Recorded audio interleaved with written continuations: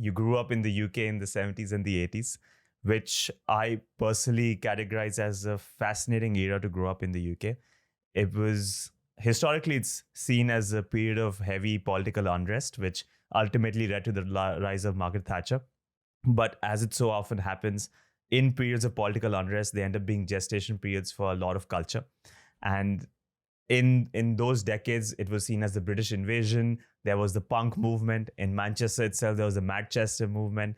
There was Glastonbury. Of course, Beatles and Rolling Stones were already established by then, but then you had the emergence of ABBA, David Bowie, Monty Python came through, Fawlty Towers. Yeah. So a lot of icons, British cultural phenomena that came through in that era, and you had the privilege of growing up in those decades. What do you think, or what was the prevalence story for UK in those decades? And as a follow-up to that, was there any one cultural phenomenon that left a lasting impression on you that ultimately you feel might have compelled you to take up storytelling as a profession? Okay, that's an interesting one. Okay, here's the thing. I think as we grow up, so in the 70s, I was born in 1969, so I was 11 years old by 1980.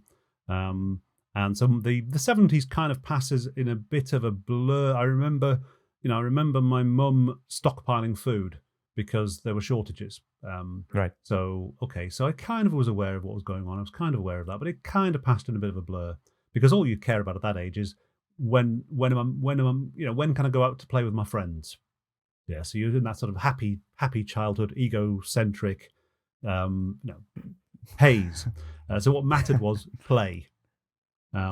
Okay, by the 80s, yes, politics starts to intrude. So there was a particular period in the mid 80s of a lot of industrial action, lots of strikes, lots of riots, where politics came into the house every single day in terms of the news. And I remember it being it was very uncomfortable time because there would be family arguments about it, and it felt really quite extreme in the 80s. You're right also that it was culturally incredibly vibrant. Now, whether those two things go together, whether political upheaval and cultural upheaval go together, I don't know. You know what? I only kind of really appreciated how culturally vibrant the UK was when I went abroad. So you go to a country like France, and watch the teenagers. Even as a teenager, I was kind of aware of this, that French teenagers and their music and their fashion and their style and were basically monolithic. There was a kind of Benetton degree. There was degrees of Benetton-ness amongst French teenagers. They were cool, but they were basically monolithic, and there was no variation.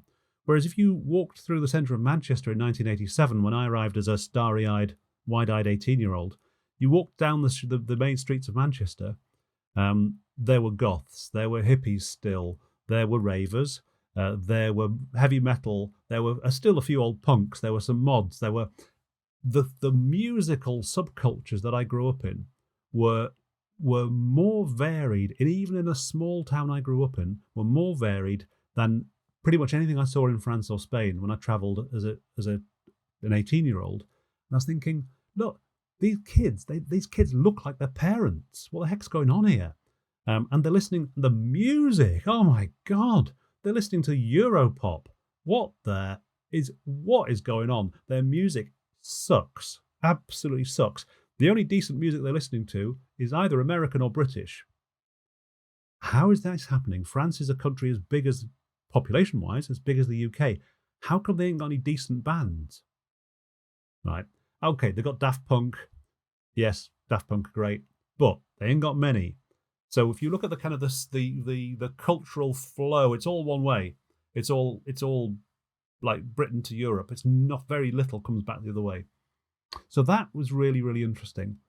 So, again, very lucky to grow up in a place where there was so much variety and so much kind of energy going on.